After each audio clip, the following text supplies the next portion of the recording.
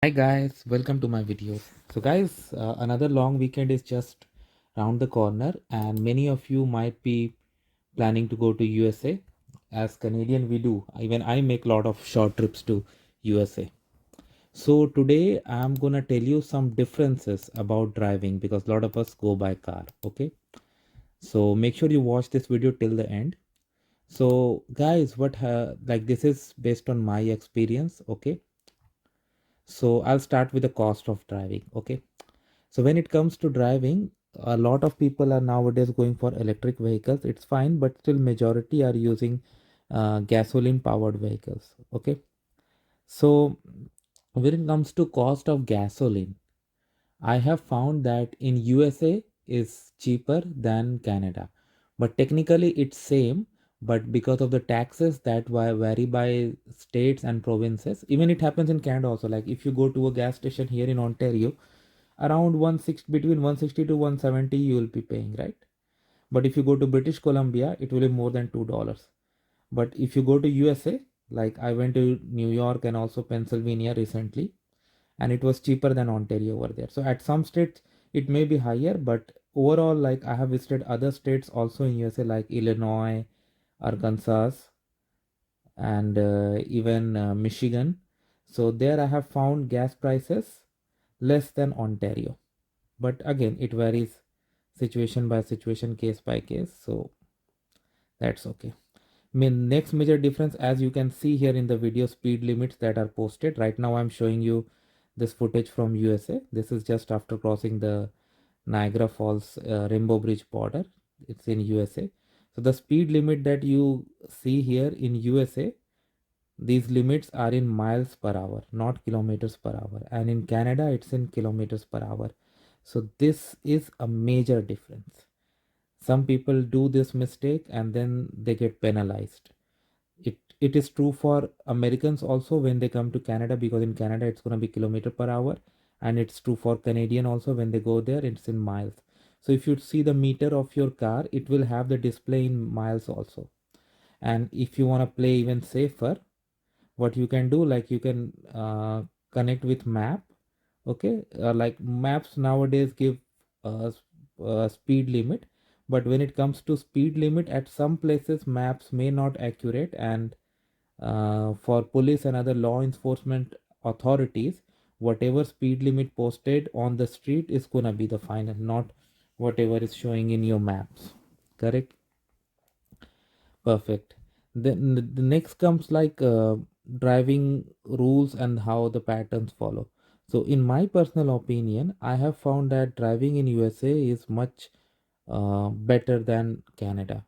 A very good example I would tell you, like when you enter a highway, let's say you are entering highway 401, then on the merging lane, uh, drivers, those who are behind you, they do not move away from the lane, right? Although like they adjust, they have to adjust. Ultimately, nobody wants a collision, so they adjust, but they don't change the lane. But in USA you will find it a pattern that if you are merging in like into the lane, and the driver who is coming in the same lane sees you that you are going to merge, he himself will change the lane so that nobody gets any problem, both of you can go through. Next comes is using toll roads. So when it comes to using toll roads, like in USA, there are toll roads. In Canada also there are toll roads, although few. But using toll roads in USA is much cheaper than in Canada. Like it doesn't cost you much, and you find it better. And like I prefer going through the toll roads because I do see a lot of benefits. And like they have like excellent services, so I always enjoy. And next is like gas station services. So it varies location by location and by company. But in USA, what I have found that gas stations, especially near highways, are equipped with almost everything that you need, be it your breakfast food, gas, any electronics, anything that you'd say it, washroom or and everything. I have seen that they have, uh, like they do have it.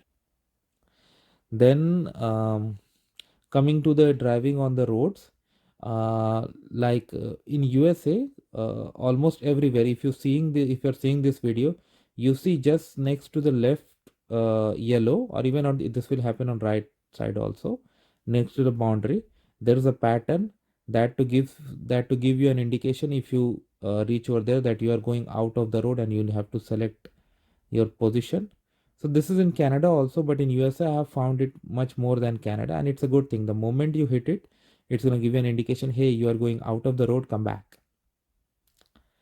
In Canada, in the province of Quebec, there are a lot of prohibitions about right turn on red signal, but in USA, it is much better.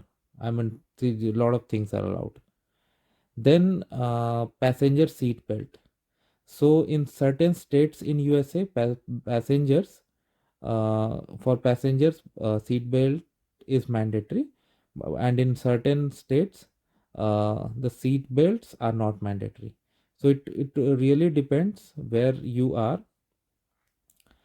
Then in USA, look, other rules like penalty and all, they stay everywhere, but I would talk about tolerance. In Canada, what I have seen on 401, when drivers go around 20 above 100 speed limit, they are mostly tolerated. Like police do not bother them. But in USA, that's not the case. In USA, the tolerance is less.